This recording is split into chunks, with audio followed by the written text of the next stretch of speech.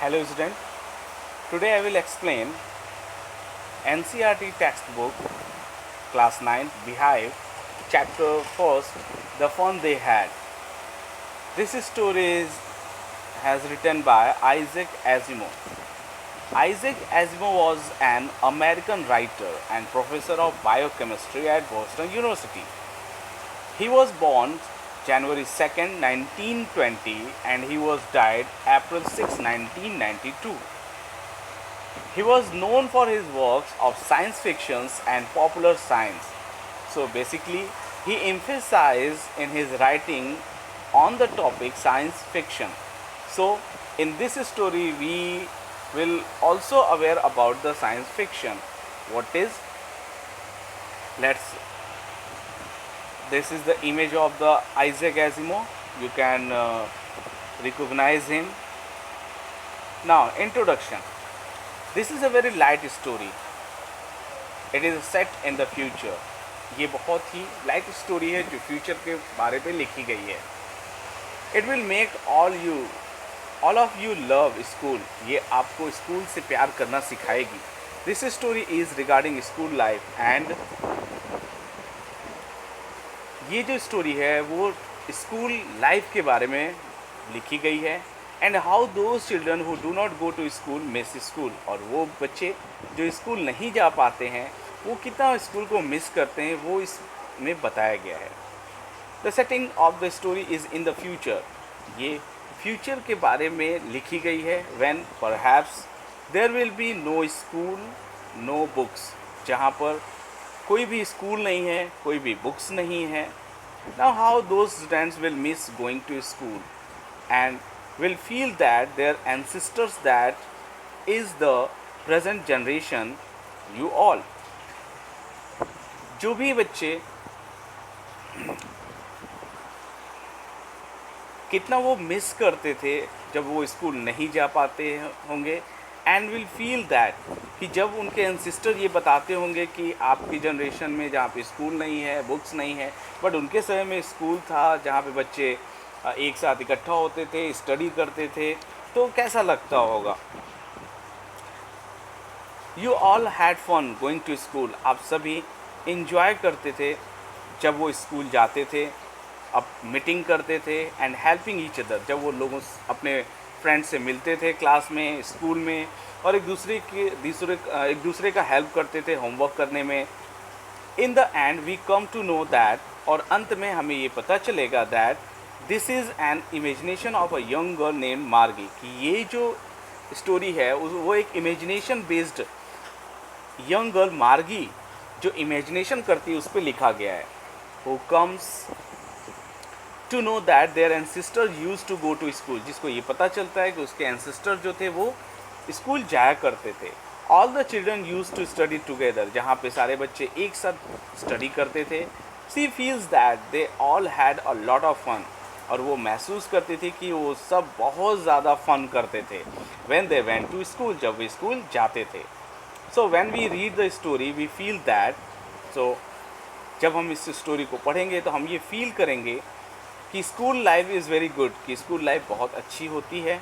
And we are fortunate that we have real school. हम कितने भाग्यशाली हैं कि हम रियल स्कूल में जाते हैं. Where we go meet friends and get a chance to study together. जहाँ हम एक साथ जाते हैं, दोस्तों से मिलते हैं और हमें मौका मिलता है एक साथ स्टडी करने का. तो ये जो स्टोरी है वो अबाउट द फ्यूचर स्कूल के बारे में लिखी गई है. एक साइंस फिक्शन बेस्ड स्टोरी है जिसको आइजैक एजिमो ने लिखा है. ये अमेरिकन राइटर थे. अब स्टार्ट करते हैं स्टोरी को. Now let's start the story. What is given.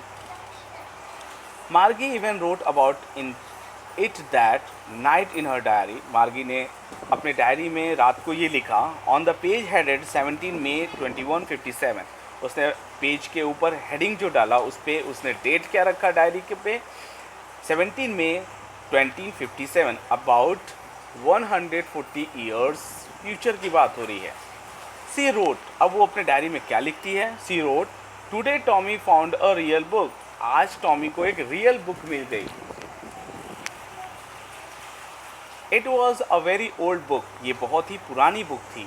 मार्गीज grandfather once sad, मार्गी के ग्रैंडफादर ने एक बार मार्गी को बताया था that when he was a little boy his grandfather told him, जब वो छोटे बच्चे थे तो उनके ग्रैंडफादर ने ये बात उनको बताई थी, देयर वॉज अ टाइम, एक समय था, when all stories were printed on paper, कि सारी स्टोरीज जो होती थी वो पेपर पे प्रिंट की जाती थी।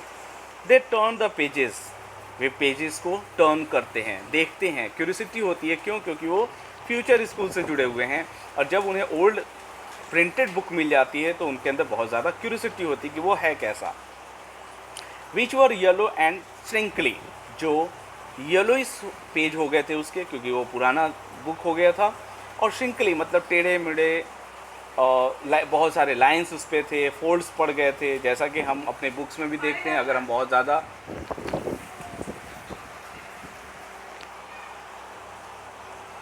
इस चीज़ को देखते हैं तो।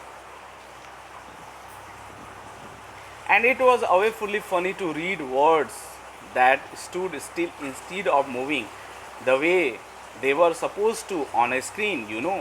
और ये बहुत ही अवेफुली लग रहा था, अनप्लेजेंट लग रहा था, बहुत ही बैड लग रहा था उनको कि जब भी वो पेज को टर्न कर रहे हैं तो सेम वर्ड्स उन्हें दूसरे पेज पे भी दिखाई दे रहा था, जैसा कि वो स्क्रीन पे ऐसा नहीं देखते हैं। And then when they turned back to the page before, it had the same words on it that it had when they read it the first time. और जब भी वो पेज को टर्न कर रहे थे तो उन्हें सेम वर्ड्स दूसरे पेज पे दिखाई देता था जैसा कि उन्होंने पहले उस चीज़ को पढ़ा हो। घी सेड टॉमी, घी जस्ट लाइक एक एक्सक्लेमेटरी साइन है जहाँ पे टॉमी ऐसा बोलता है, oh just like this, what a waste, when you are through with the book you just throw it away I guess। Tommy बोलता है कितनी बकवास चीज़ है, अगर आप इस तरीके से बुक्स से पढ़ते हैं तो इसको फेंक देना चाहिए, मुझे ऐसा लगता है। और television screen must have had a million books on it, हमारी जो टेलीविज़न स्क्रीन है, जैसे हम बात करें किंडल्स की, अगर हम किंडल पे देखें तो बहुत सारे बुक्स अवेलेबल हैं, ई लाइब्रेरी अवेलेबल है, बहुत सारे बुक्स आप ऑन स्क्रीन पढ़ाई कर सकते हैं। बट अगर आपके हाथ में बुक है तो बुक में जितनी प्रिंटेड स्टोरीज़ है उतनी ही आप पढ़ सकते हैं, एक लिमिट हो जाती है।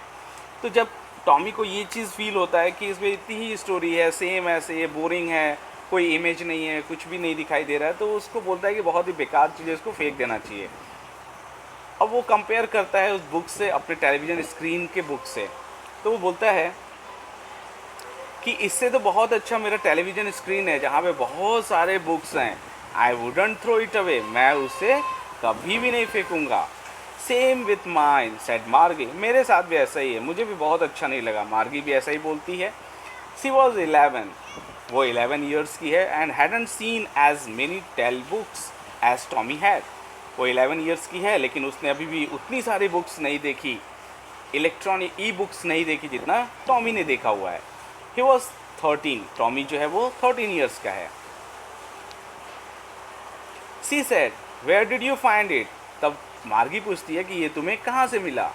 इन my house, he pointed without looking because he was busy reading in the attic, वो बोलता है मेरे घर में, और बिना मार्गी की तरफ देखे बस इशारों से बोलता है in the attic. Attic is a space just below the roof used as a store room, जैसा छतों के नीचे थोड़ा सा जगह छोड़ दिया जाता है और वहाँ पे कोई एक्स्ट्रा चीज़ें या फिर अनयूज़फुल चीज़ रख दी जाती है, तो वहाँ से उसने बोला कि मुझे एटिक में ये ओल्ड बुक मिली। व्हाट्स इट अबाउट, इसमें क्या दिया गया है, मार्गी फिर पूछती है, तो टॉमी बोलता है स्कूल। मार्गी वॉज स्क्रॉनफुल, थोड़ा मार्गी हेट करते हुए बोलती है school, what's there to write about school, I hate school. वो बोलती है स्कूल के बारे में क्या लिखा जा सकता है, मुझे स्कूल से बहुत नफरत है। मार्गी always hated school but now see hated it more than ever, मार्गी जो थी उसे कभी भी स्कूल पसंद नहीं है, वो हमेशा स्कूल से नफरत किया करती थी। The mechanical teacher had been giving her test after test in geography. क्यों मार्गी को इस समय स्कूल से और भी ज़्यादा हेट हो रहा था? क्यों था ऐसा? क्योंकि उसका जो मैकेनिकल टीचर था वो उसे जियोग्राफी सब्जेक्ट में बार बार टेस्ट पे टेस्ट दिए जा रहा था. She had been doing worse and worse. वो और ख़राब से ख़राब किए जा रही थी, स्कोर उसके और ख़राब होते जा रहे थे. तब तक her mother had shaken her head sorrowfully and sent for the county inspector. तब तक जब तक उसकी मदर ने उसके ऊपर प्यार से हाथ नहीं रखा और काउंटी इंस्पेक्टर के पास उसे नहीं भेजा. He was a round little man with a red face and a whole box of tools with dials and wires. County inspector एक मैकेनिक था जिसका राउंड रेड फेस था, वो स्मॉल हाइटेड था, उसके पास एक बॉक्स था टूल्स का जिसमें डायल्स थे, वायर्स थे, और उसके पास मार्गी जाती है अपने टीचर को लेके. He smiled at Margie and gave her an apple, then took the teacher apart. वो मार्गी को देख के स्माइल करता है, उसे एक एप्पल देता है खाने के लिए और फिर उसके टीचर को, जो इलेक्ट्रॉनिक टीचर हैं, उसको लेके दूसरी तरफ चला जाता है. Margie had hoped he wouldn't know how to put it together again. Margie को ये उम्मीद थी कि वो पता नहीं है कि वो उसके साथ फिर से उसका जो मैकेनिकल टीचर है कब आएगा. But he knew how all right and after an hours or so. लेकिन उसे पता था कि सब चीज़ें कैसे ठीक हैं. एंड आफ्टर एन आवर मतलब 1 घंटे के बाद हो सकता है ये ठीक हो जाए या उससे ज़्यादा समय लगे. There it was again, large and black and ugly with a big screen on which all the lessons were shown and the questions were asked. वो फिर से उस कंप्यूटर स्क्रीन को, जो बड़ा सा ब्लैक कलर का गंदा सा स्क्रीन था जिस पे सारे लेसन शो किए जाते थे, जिस पे क्वेश्चन पूछे जाते थे, वो फिर अपने साथ नहीं रखना चाहती थी. That wasn't so bad. ये इतना भी ख़राब नहीं था. द पार्ट मार्गी hated most was the slot. मार्गी को जिस बात से सबसे ज़्यादा हेट होता था वो उस कंप्यूटर टीचर का स्लॉट सेक्शन था. स्लॉट सेक्शन क्या था? जहाँ पे एक स्पेस दिया होता है, जहाँ पे टाइम या पोजीशन मेंशन होता है, आपको वहाँ पे कोई भी टास्क दिया जाता है और वर्क करना पड़ता है. Where she had to put homework and test paper. उस स्लॉट में मार्गी अपने होमवर्क को और टेस्ट पेपर को रखती थी. She always had to write them out in a punch code. वो हमेशा पंच कोड में लिखा करती थी. They made her learn when she was 6 year old. वे उसे 6 year जब वो छोटी थी तब से उसे पढ़ा रहे थे. And the mechanical teacher calculate the marks in no time. जो मैकेनिकल टीचर था वो उसके टेस्ट के मार्क्स को विदाउट वेस्टिंग एनी टाइम तुरंत कैलकुलेट करके बता देता था. The inspector had smiled after he was finished and patted Margie's head.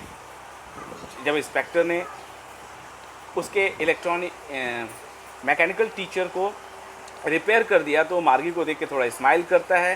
पेटेड उसके हाथ पे थोड़ा सा प्यार से सर पे हाथ रखता है.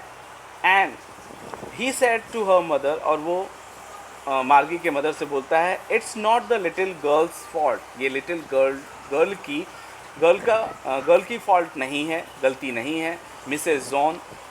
आई think the geography sector was geared a little too quick.